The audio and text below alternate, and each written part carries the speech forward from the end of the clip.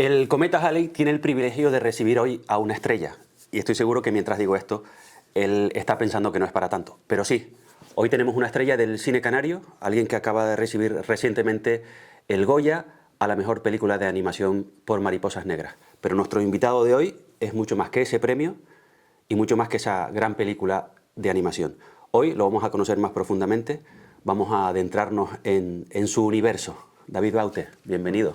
Gracias, un placer estar aquí. Gracias por subirte al cometa Halley. ¿Cómo estás después de estas semanas de Bien, frenética bueno, actividad? intentando encontrar la normalidad, ¿no?, del día a día, porque es verdad que todo esto nos ha pillado un poco, a mí me ha pillado un poco de imprevisto y bueno, es normal además y debe ser así. A mí me gusta que sea así, que la gente lo haya sentido, lo haya vivido como suyo y constantemente te estén llamando, mandando mensajes y bueno, y yo que estoy acostumbrado a responder a todo el mundo, pues bueno, tengo esa vinculación más personal y bueno, nos ha llevado un tiempito, pero bueno, ya creo Sí, que ya. vamos encontrando el día a día.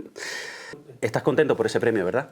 Sí, contento además por dos cuestiones. Primero, porque creo que la película sí alcanzará una mayor difusión, distribución. Es verdad que un premio siempre le da una segunda vida a una película, ¿no? Y nos están llamando de cines, nos están llamando de plataformas, de espacios donde se quiere proyectar la película y eso nos viene muy bien. Y estoy contento sobre todo también porque se reconozca el tema que tratábamos en esta película, ¿no?, por el tema de la inmigración, de los migrantes por causa climática, que es una cuestión que en cierta manera se desconoce y bueno, y que ha sido un poco el motivo principal de Ajá. nuestra película. Hablaremos luego de la película y de la temática que trata, pero ¿qué te parece si empezamos desde el principio y utilizando el símil cinematográfico hacemos un poquito de flashback? Si te digo Garachico, ¿qué me respondes? ¿Qué se te viene a la mente? ¿Qué representa para ti el pueblo en el que naciste? Bueno, todo, o sea, realmente es donde nací, además nací allí en una residencia de ancianos, tuve que nacer, pero nací allí en Garachico, sigo viviendo en Garachico 50 años después. Es el lugar de mis padres, de mis abuelos, de mis bisabuelos, es el lugar de donde heredamos nuestro apellido, Baute, que viene del mensellato de Daute, del mensei de Daute. Es el lugar donde están todos mis amigas, mis amigos, es el lugar donde he hecho mi niñez, donde he sufrido cosas también, a veces más dolorosas, porque la vida no todo es alegrías, ¿no?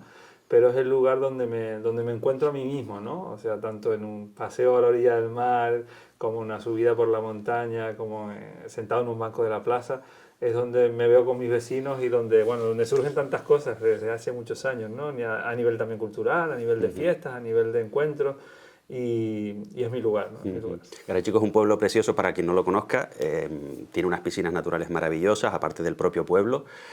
¿Cómo fue tu infancia? ¿Cómo la recuerdas? Bueno, la verdad que fue muy especial porque además yo pertenecía al barrio del Volcán, que es el que está un poquito por encima del pueblo, en una época donde la vida se hacía en la calle y en la casa, es decir, entrábamos, salíamos de cualquier casa, entrábamos en cualquier casa, salíamos de cualquier casa, los niños en la calle casi todas las tardes, disfrutando de todos los juegos que teníamos en esa época, del trompo, del boliche de barro que hacíamos, de correr por las calles, alrededor de plataneras también. Y luego recuerdo esa parte muy bonita de que todos nos cuidábamos a todos, ¿no? O sea, todas las familias éramos como una, ¿no? Y realmente pues había como esa sensación de por la noche ir todos a ver la tele a una casa, por el día disfrutar todos jugando. Cuando llegaban las fiestas pues eran comunes, ¿no? Se disfrutaba de la misma comida entre todos, entre todos. Era un pueblo para mí, era un lugar para mí. De hecho, me costó mucho salir de Garachico, incluso para estudiar luego fuera, porque era como un lugar que me arropaba mucho, ¿no? ¿Y cuándo se cruza el cine en tu vida o tus primeras inquietudes relacionadas con el séptimo arte? Pues fue allí, además era chico, o sea, a una edad de los 13, 12, 13 años creo aproximadamente, eh, nos regalaron una cámara a todos los hermanos, somos 4 hermanos, por el Día de Reyes. Yo me la apropié con permiso de mis hermanos o sin permiso y a partir de ahí empecé a grabar todas las actividades que se desarrollaban no solo dentro de mi casa sino fuera, es decir, todas las festividades del barrio, del pueblo, todas las cuestiones que tenían, cualquier acto que había en el pueblo, pues yo lo iba grabando, desde esa época lo iba grabando, ¿no? Era como un poco el reportero oficial, ¿no? Y de hecho en los últimos años hemos proyectado algunas cosas de esa época y han sido como muy, muy emotivas, ¿no? Y desde ese momento yo creo que ya me gustaba pues tener una cámara en la mano y dirigir Y un grabar. poco lo que se hacía, ¿no? ¿Había cine en Garachico en esa época? Había un cine, sí, sí, había un cine además precioso, una lástima que luego lo echaran abajo, pero era un cine precioso donde podíamos disfrutar por la tarde de la matiné, después los mayores, pero era un cine grandísimo, además, era súper bonito, tenía una cabina con la parte de proyector en 35 milímetros, de película, ¿no? Sí. Y la verdad que era un sitio muy especial. ¿Recuerdas tu primera película? No sé si la viste ahí en el cine. En ese cine tuve que ver algunas, pero eran algunas más genéricas. Luego mis primeras películas así que ya más recuerdo fueron en el Puerto de la Cruz, porque ese Sí. cine se acabó muy pronto, o sea, yo con muy poca edad. Y entonces ya en el Puerto de la Cruz sí iba a ver cine, o en el cine de Ico, ¿no? Y no sé si recuerdo mis primeras películas, no lo sé, pero bueno, quizás la primera que me marcó fue la de T, ¿no? O sea, ET, cuando sí. vimos esa A mí película fue también, como, ¿eh? A mí también. ¿qué era esto, no? Y era otro mundo ya. Sí. Bueno, entiendo que estudiarías en el colegio, luego en el instituto y en un momento determinado decides pues ya formarte Sí. como cineasta, ¿no? Y Sí, te vas a... bueno, no te creas que estaba tan claro. O sea, yo cuando Ajá. terminé el instituto estaba viendo qué podía hacer, ¿no? Y me gustaba mucho el mundo del medio ambiente también. Me gustaba, quería ser agrónomo, de hecho, en parte, y quería dedicarme al cine en otra parte, porque sabía que era muy difícil. Aquí no había escuelas de cine como ICI o institutos audiovisual, que es lo que hay hoy. Tenía que irme a Madrid. A mí ya eso me costaba bastante, pero bueno. Salí a Madrid, recuerdo en aquel verano ir a Madrid, mi madre me acompañó, estuvimos viendo las escuelas de cine de Madrid, la CAN y alguna otra escuela como el TAI, pero nosotros no podíamos costearnos esos cursos, eran cursos carísimos y mi familia no podía costearme esos cursos, ¿no? Y bueno, y estas suertes que tiene la vida a veces, ¿no? Ya de regreso casi pasamos por... Había un instituto, que era un instituto de radio y televisión española, que era una enseñanza pública, donde entraban 30 personas de toda España. Fui al instituto y claro, allí pasó que era verano, me dijeron aquí no hay nadie para atenderte, no hay matrícula. Resultó por casualidad que estaba el director del instituto y les pedimos por favor que ya nos volvíamos a Canarias si nos podía atender. Y nos atendió gustosamente y entonces cuando recuerdo bien subir las escaleras, llegar a ese despacho, que toda esa imagen no se mira en la vida y ver a este señor ahí sentado enfrente y me dijo que, bueno, ustedes saben que esto es muy complicado, tienen que entrar gente con un currículum, yo apenas tenía ninguna experiencia y cuando me oye hablar dice, ¿y tú de dónde eres? Le digo, yo soy de Canarias, dice, ah, ¿de qué sitio? Dice, de Garachico, dice, ah, yo soy de Ico de los Vinos. ¡Hala! Casualidad, ¿no? Y ahí cambió toda mi vida. Es decir, gracias a él entré en el instituto de cabeza, o sea, entramos, nos hizo el favor y a partir de ahí ya desarrollé todos mis estudios en el Instituto de Televisión Española y luego ya sí pude ir tuve una beca para ir a San Antonio de los Baños, a la Escuela de Cine en La Habana y bueno, y a partir de ahí ya sí me seguí yo formando, ¿no? En el TAI también llegaste a En estudiar. el TAI también hicimos unos trabajos ahí. Además, era una escuela súper bonita porque se mezclaba la parte teatral con la parte de cinematográfica y se hacían muchas prácticas bellas. Sí. Y en 2008, bueno, ya en Canarias, Ujú. empiezas en la dirección artística del Festival Internacional de Cine Documental, del Miradas Sí, Doc. sí. Antes llego y justo que me especialicé un poco en montaje porque en ese momento se pasaba de lo analógico a un poco a lo digital, ¿no? Y a montar en ordenadores. Y en ese momento nadie montaba en ordenadores, todo el mundo montaba o con los Humatic que teníamos o con estas cosas por corte, ¿no? Me especialicé un poco en eso y cuando vine a Canarias pues estaban buscando pues, gente que supiera montar de manera online, ¿no? Y entonces justo los hermanos Ríos, una productora que había aquí, pues estaba buscando un montador, hicieron una selección y me seleccionaron y entonces empecé a trabajar con ellos. Realmente Ajá. yo empecé mis trabajos aquí con ellos, a veces más dedicados a la publicidad y a reportaje, pero luego, bueno, me fue gustando cada vez más poder dirigir mis proyectos y ahí fue que empecé con mi productora y empezamos a hacer trabajos más de corte social y de corte documental, ¿no? Y por ahí me ligué luego también al Festival de Cine Medioambiental de Canarias, ¿no? Que estaba en ese momento en el Puerto de la Cruz. Tuve la suerte de que me comentaran si quería dirigirlo y la verdad que fue un año muy bonito, ese año, esa edición del Puerto de la Cruz. Luego, lamentablemente, por cuestiones políticas se terminó allí y ya buscamos la forma de seguirlo. Hasta el día de hoy lo mantenemos en el municipio de Garachico. Además, has participado, aparte del Miradas Doc, de este festival del que hablas, has participado también en proyectos o festivales como el Festival de Cine de Valladolid, de Guadalajara. Has visto muchas y muy buenas producciones audiovisuales.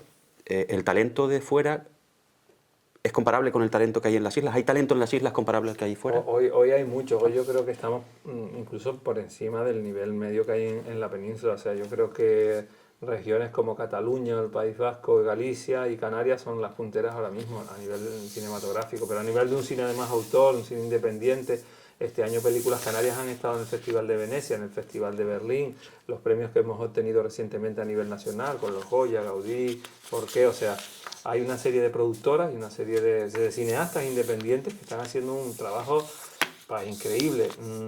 Hay un peligro también y es que están llegando muchas productoras de fuera que realmente yo creo que habría que buscar otra fórmula, ¿no? de coproducción realmente, que es lo que debería pasar con las productoras de aquí, porque a veces son grandes productoras, productores muy grandes que acaban como llevándose todo el espacio, ¿no? Y entonces ahora creo que le está costando más a los autores nuevos, a los jóvenes que empiezan a desarrollar un poco sobre todo su parte artística, porque luego la parte técnica sí es verdad que hay una demanda muy grande, ¿no? Con todas las producciones que se están desarrollando. Aparte de lo que hemos hablado, pues has creado proyectos, el Crea Garachico, proyectos como Cuadernos Escénicos, que es un festival de danza contemporánea, Hipócritas, de teatro clásico, Circundando, de circo aéreo, Jaleo Fest, un festival de sátira.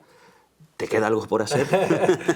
No, bueno, esto es producto del pueblo en el que vivo, ¿no? Y de la gente con la que vivo, que siempre tenemos ganas de crear y crear y crear, y por ahí surgió ese proyecto. Además fue muy bonito porque surgió de un proceso vecinal, ¿no? De ver qué queríamos para el municipio, qué queríamos desarrollar a nivel cultural, y por ahí empezamos a trabajar todos estos proyectos, que debajo hay una parte súper bonita para mí, que es el EFAC, que es un espacio de formación artístico para los niños, ¿no? Entonces, a la vez que hacíamos todos estos eventos, que ahora tienen un nivel nacional o internacional, como el Festival de Danza de Cuadernos Escénicos, o el Festival de Teatro Clásico, o sea, pero debajo siempre estaba la formación, ¿no? Entonces todos esos festivales, grandes festivales que llegaban, nutrían a toda esa parte de formación de los niños del pueblo, y los niños del pueblo estudiaban danza contemporánea, teatro, música, circo, cine, a la vez que veían todas estas propuestas de creación. Entonces se generaba un espacio como un laboratorio ahí de ensayo súper bonito, ¿no? Entre los niños, los artistas que venían de fuera y los mayores, porque luego involucrábamos a los mayores también en todos estos procesos, ¿no?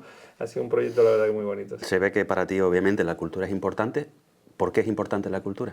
Bueno, yo creo que nos forma como personas, nos hace que nos desarrollemos a otro nivel que no simplemente el del día a día, el del correr con nuestra vida, creo que la cultura te permite reflexionar, pensar, ver dónde estás, también te permite pues satisfacer tus necesidades, ¿no? Creativas, que todo el mundo las tenemos, y por eso también creamos ese espacio de formación. Yo creo que debería ser tan obligatoria la cultura en los lugares, en los pueblos, en las ciudades, como cualquier otra cuestión, ¿no? Y a veces es verdad que se queda ahí como en el último escalón, si hay presupuesto o si hay algo que se puede hacer, se hace, si no, nada. Pero yo creo que la gente necesita más cultura, pero además más cultura, no más ocio, porque a veces ya se está confundiendo el ocio con la cultura, incluso hasta está llegando a un punto donde el ocio le está quitando todo el terreno a la cultura, y sí, vemos ayuntamientos que lo que potencian sobre todo son grandes eventos, grandes festivales o grandes cantantes, pero debajo todo ese trabajo que había con el pensamiento, con el trabajo de la cualidad artística de las personas, se está perdiendo. Lo decías al principio, sigues afincado en Garachico. Sin embargo, has triunfado en Madrid. ¿Se pueden hacer grandes cosas desde un sitio pequeñito? Sí, ¿O tan pequeñito como Garachico? Creo que sí, hoy sí. Es verdad que hace años igual no, pero hoy en día con internet, con todos los medios que existen, pues tú puedes desarrollar tus proyectos desde cualquier lugar. Nosotros estamos ahora con 4 o 5 producciones a la vez, una en coproducción en Paraguay, otra estamos haciendo con Francia, otras aquí a nivel nacional, otra en Garachico también, y las estamos haciendo todas desde Garachico, ¿no? Y al final son producciones internacionales que están teniendo recorrido internacional. Y no hay ningún problema. Luego tienes que viajar algún día, pero bueno, yo creo que es bonito también anclarte a un espacio donde también sientas que perteneces ahí, ¿no? Y desde el que puedes crear, ¿no? Además te recibieron como un héroe. Sí, bueno, de ahí se pasaron. Sí, ahí la verdad que se pasaron un poco, porque es verdad que no sé qué es lo más bonito que te puede pasar, ¿no? La amistad de todo el pueblo, la gente que te quiera tanto, ¿no? Y además... A mí además me gustó especialmente porque no fue algo pactado, algo generado incluso desde una administración que dijera vamos a hacer este recibiendo, no, sino que fue el pueblo espontáneamente el que salió a la calle a recibirme, a cortar el tráfico cuando yo llegaba con el coche y a hacer esa especie de procesión con la banda de música por todo el pueblo, y la verdad que fue un momento muy bueno, y te das cuenta de lo que te devuelve también el pueblo del al que tú has desarrollado tu carrera y tu vida, ¿no? Sí, ahí la duda mía es si yo merezco tanto y si yo podré devolver tanto también, porque es verdad que sí, que hay muchas cuestiones ahí que nos han unido toda la vida, pero también otras personas seguro que también lo han hecho y seguramente no han sido merecedoras de tanto aprecio. David, si nos centramos en tu faceta como cineasta, encontramos tenemos obras como Milagros, que es una historia de una familia en un entorno rural, Ellas, que está centrada en la figura de Mercedes Pinto, o Rosario Miranda, sobre la figura de Domingo Regalado, agricultor y transexual. ¿Qué te inspira de la vida, del mundo, para contar?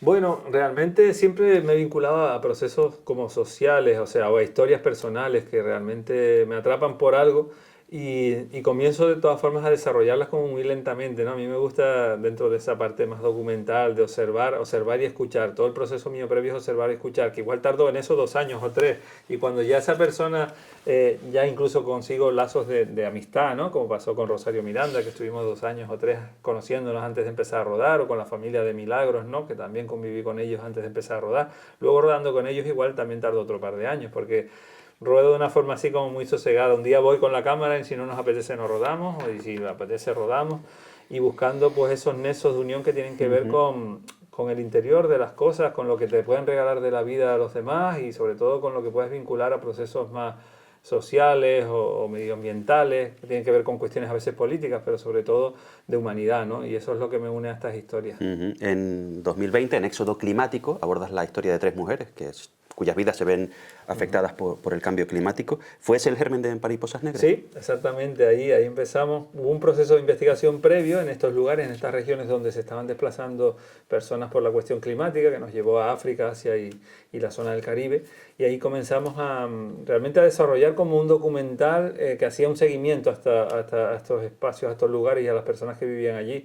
Es un drama tremendo porque hay gente que lo pierde todo por la consecuencia climática que no han generado ellos. Si tú te vas a Goramara, es una isla donde no hay coches, no hay fábricas, te vas a Turkana y lo mismo. Ellos han vivido toda la vida en relación, en equilibrio con el medio ambiente y nosotros les hemos generado a ellos este desastre por el cual tienen que salir de ahí y buscarse una nueva vida en cualquier lugar del mundo, ¿no?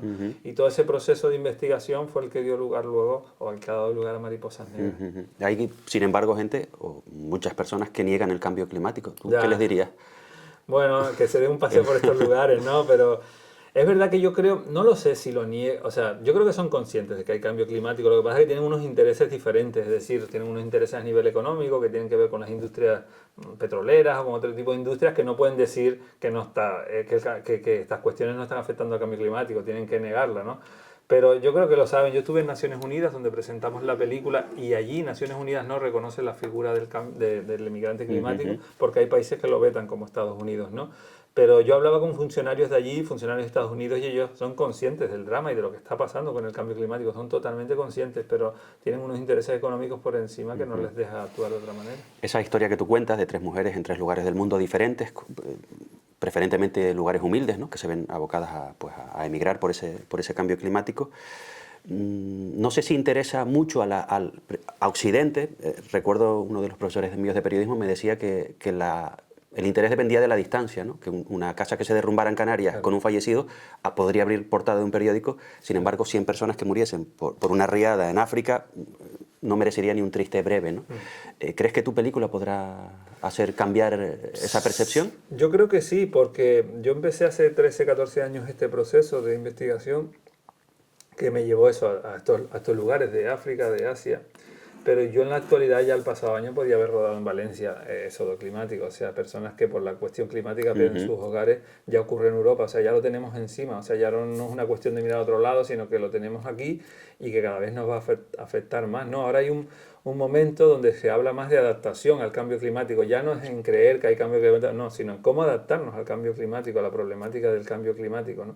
Y ya la tenemos encima, y un lugar como Canarias también, que tiene un equilibrio muy frágil con la naturaleza, un lugar que es insular además, también se está viendo afectado ya por el cambio climático, entonces es una cuestión que ya no hay que mirarla muy lejos, sino que ya la tenemos. La tenemos aquí a las puertas. ¿Y por qué elegiste la animación para contar la historia? Bueno, había una parte del proceso de estos desplazamientos que no pudimos rodar a nivel documental, porque bueno, ya nos prohibían el acceso a esos lugares o no teníamos la posibilidad de grabar en esos lugares. Entonces pensamos en que la animación, pues podríamos utilizar esa herramienta de animación. Yo sigo creyendo que es una película documental, lo que pasa es que usa la animación para contarla, ¿no?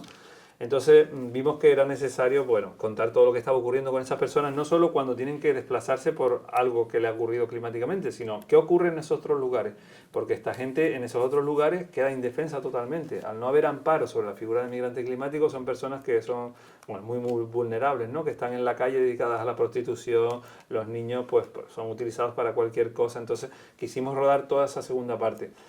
No pudimos seguir a nuestras protagonistas en algunos momentos y entonces, bueno, la única manera que teníamos era utilizar algún elemento como la animación para contarlo. Y por otro lado, creíamos que también podía llegar la película a muchos más, a un público mayor, ¿no? Porque la animación tiene eso de que, bueno, de que el documental es como más crudo, ¿no? La animación es como que se deja ver mejor, ¿no? Y había un público mayoritario que prefería a lo mejor ese formato y así nos ha pasado, ¿no? La película se está viendo bastante y seguramente gracias a la animación. Como cineasta, has contado en esa película la historia de 3 mujeres. ¿Significa que la historia de cada uno de nosotros daría para una película? Sí, seguro, seguro. Hoy en día no hace falta ir muy lejos. Yo ahora estoy rodando una película en mi pueblo, con el señor mayor de mi pueblo, un vecino, y estamos ahí haciendo como en su mundo, en su hogar, en sus pequeñas salidas, en su huerto, y son historias increíbles al final, donde se generan sentimientos, emotividad, donde hay momentos tristes, alegres, donde hay días de sol, hay días de lluvia, y al final yo creo que todas las personas dan para una película. Sí. David, ¿qué es el cine?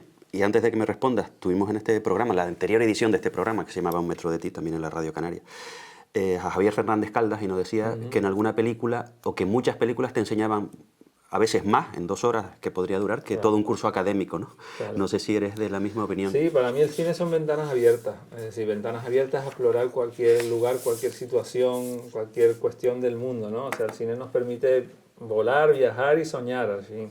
Es decir, que es un espacio maravilloso que se abre y que se abre en una pantalla. Ojalá la podamos disfrutar más en el cine, porque sí que creo que el cine hay que verlo en el cine, no el cine verlo en la televisión, que es un espacio maravilloso para además compartir y para poder ver una película en condiciones ideales, ¿no? Pero bueno, si vemos cine en televisión también podemos disfrutar de eso, de abrirnos esos espacios a otros lugares, a otras historias, a otras culturas, y eso nos ayuda a comprender mejor qué está ocurriendo en la humanidad y a ser también más cultos. ¿Sí? Yo no sé si tú también lo compartes, el cine o los documentales pueden hacerte cambiar la opinión que tenías de algo e incluso hacerte tomar decisiones en un sentido o en otro, de algo que a lo mejor no tenías previsto. Totalmente. O no tenías clara una decisión y ves una película que puede ser de cualquier cosa, del amor, tu futuro profesional, no sé si lo consideras.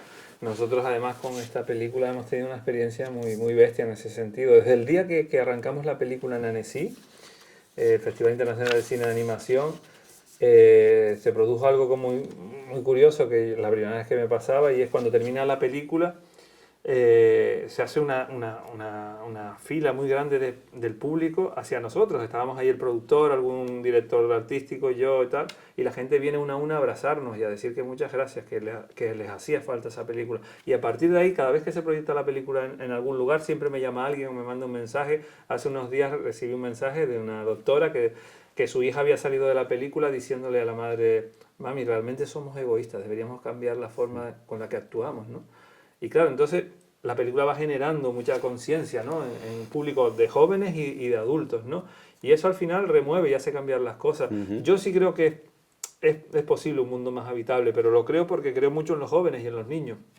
Y si los jóvenes y los niños ven este tipo de películas y se conciencian, el día de mañana al final los políticos van a ser ellos. Y los que estén en las grandes empresas gestionando serán ellos. Entonces, bueno, cuanto más los ayudemos a pensar y a crear en ese otro mundo posible, ¿no? Pues mejor para todos. ¿Y qué crees que podemos hacer cada uno de nosotros ahora mismo, los niños, los jóvenes, los adultos, los mayores, para combatir de alguna manera dentro de nuestras posibilidades el cambio climático? Bueno, hay muchísimas cosas que hacer en el día a día, ¿no? Con cualquier gesto que haces, ¿no? Con cualquier gesto que tiene que ver con el agua, que tiene que ver con el dióxido de carbono, que tiene que ver con la utilización del plástico, que tiene que ver con cómo te mueves en los vehículos.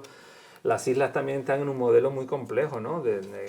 Económico, ¿no? Muy vinculado al turismo, que es un sector que genera mucho calentamiento global, ¿no? Entonces, habría que buscar fórmulas para equilibrar todo esto, ¿no? Entonces, yo sí creo que todos podemos hacer algo, pero es verdad que el último informe de la cumbre del clima, hablaba de que en 100 empresas está más del 90% de las emisiones del dióxido de carbono. Es decir, solo son 100, no estamos hablando de 5.000 millones de personas, estamos hablando de 100 empresas y algún gobierno con el que si ellos cambian su forma de actuar, pues realmente se solucionaría bastante el problema.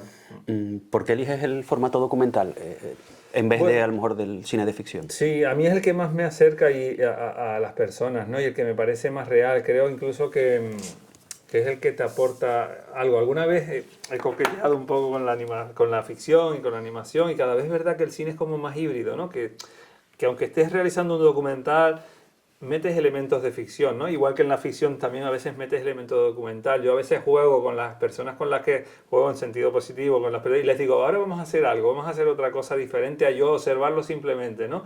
Y crean ustedes que están en este mundo ahora haciendo tal cosa, o que son tales personas, o que tal. Y bueno, y se van creando otros submundos dentro del cine, ¿no? Entonces, pero es verdad que el trabajar con personas reales, con sentimientos reales, siempre tiene un plus muy por arriba. Es verdad, hay grandes actores, grandes actrices que hacen unos papeles excepcionales, ¿no?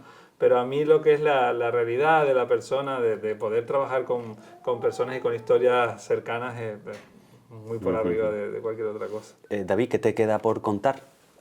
Todo, o sea, todo. No he podido contar mucho todavía. Es verdad que he estado vinculado más a procesos, como decía antes, de temas de migración, temas sociales, de mujer, pero hay tantas historias que contar que no me daría tiempo en la vida, ¿no? Porque además yo utilizo mucho tiempo para cada peli, o sea, igual me meto 5, 6, 7, 8 años, entonces, bueno, por suerte ahora con la productora estamos produciéndole a muchas otras directores y directoras, entonces estamos haciendo una mayor producción y podemos contar más historias, ¿no?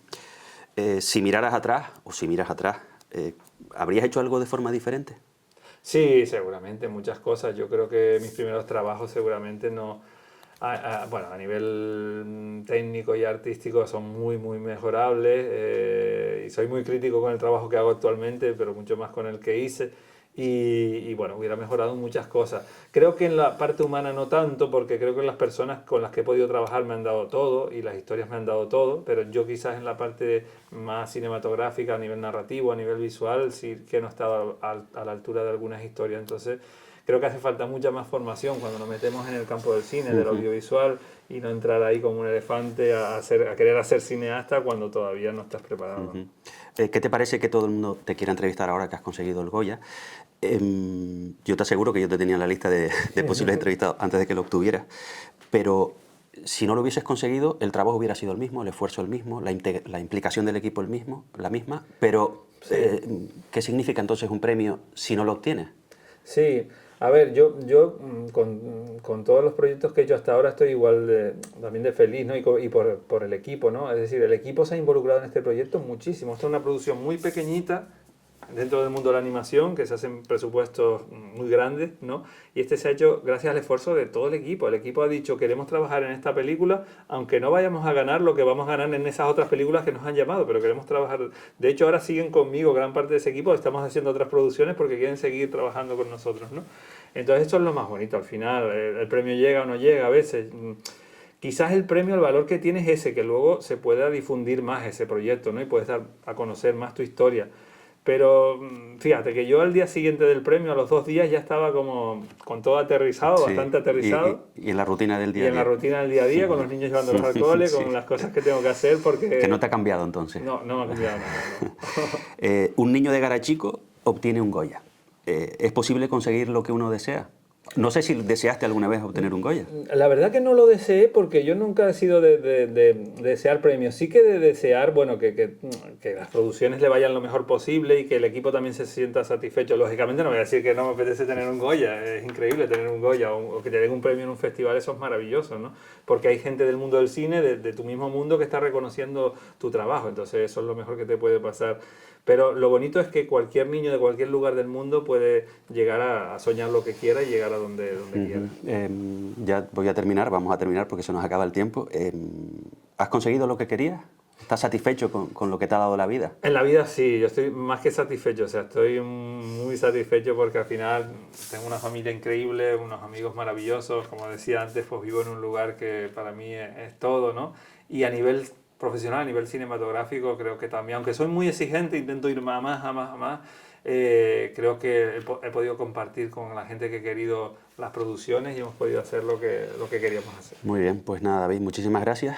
Que vengan muchísimos más premios si es posible y si no, tampoco pasa nada, No pasa nada. porque la vida sigue y eres feliz con tu trabajo, con lo cual nada, te felicito por el Goya y por todo lo que pueda venir de aquí en adelante. Gracias a ustedes. Gracias.